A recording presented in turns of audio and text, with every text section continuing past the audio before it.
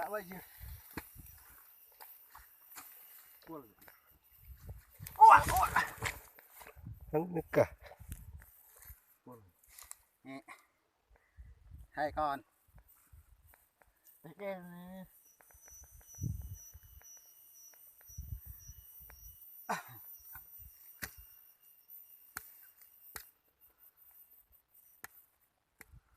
mít đuôi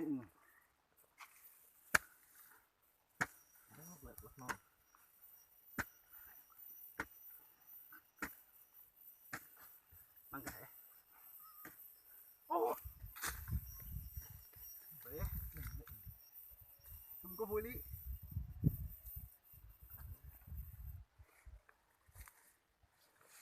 bà đeo được cha đừng quên hả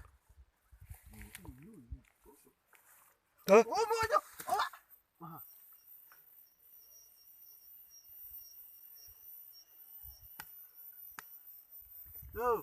nhiều quá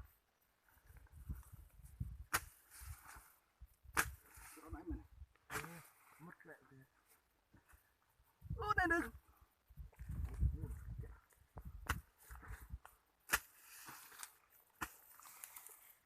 câu không bắt này này rất câu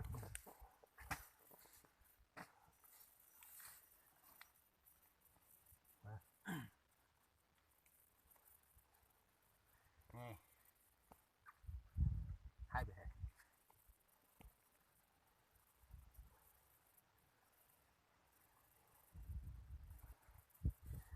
đất ạ Nhà cắt bagi nè.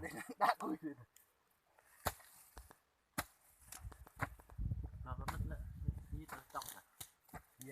Chắc cọ hãy thử liền cọ nên đặt cái gần cọ chạy dây bây giờ này hay.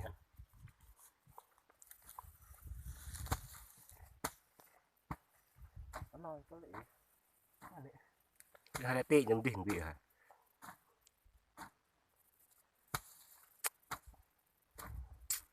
nó bạn như bạn nè anh nir bạn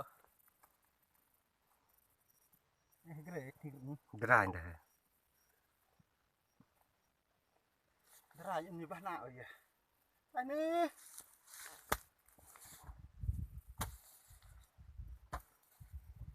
đây là bạn hư con này cái chốt nó mang lại anh tôm này nir great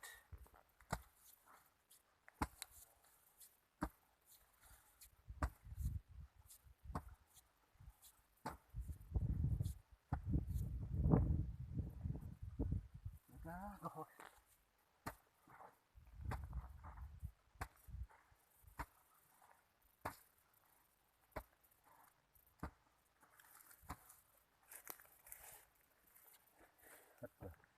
ô đừng người bay này cả đôi chai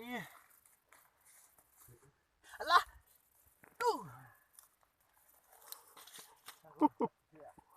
Đã bảo hẳn.